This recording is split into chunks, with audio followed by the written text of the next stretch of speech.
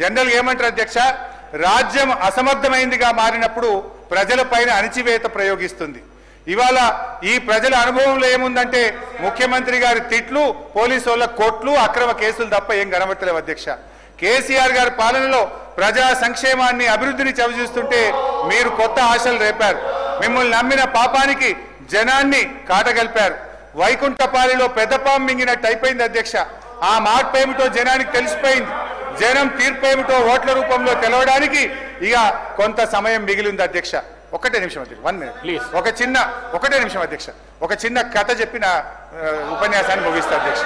Only 1 minute అధ్యక్ష.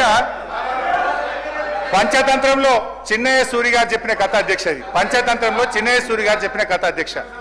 ఒక నక్క ఆహారాన్ని వెతుకుంటూ ఊర్లోకి వచ్చిందట అధ్యక్ష. అక్కడ రజకులు ఉపయోగించే నీలి రంగు ఉన్న తొట్టిలో పడిపోయింది. ఆ నక్కకి ఏమైపోయింది, ఆ తొట్టిలో పడితే ఆ నక్క ఒంటి నిండా నీలి రంగు అంటుకున్నది. ఆ నీలి రంగు అంటుకున్న తర్వాత అది మళ్ళీ అడవిలోకి పోయింది. ఇదేదో కొత్త జంతువు అనుకొని అడవిలో ఉన్న జంతువులన్నీ భయపడ్డాయట అధ్యక్ష.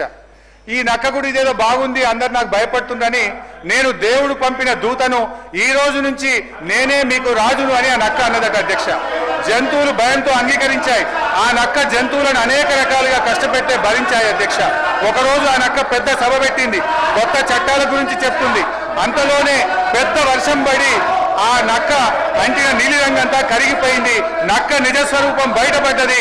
మాయ మాటలతో, మారువేషాలతో పెట్టే భ్రమలు ఎక్కువ కాలంలో నిలవదు అన్నది ఆ యొక్క నీతి సూత్రం అధ్యక్ష. వీళ్ళ మాయ మాటలు కూడా ఎక్కువ కాలం నిలవవు. వీళ్ళ మాటలు, వీళ్ళ యొక్క నీతి ఈ రాష్ట్ర ప్రజలకు అర్థమైపోయింది. జై తెలంగాణ, జై కేసీఆర్.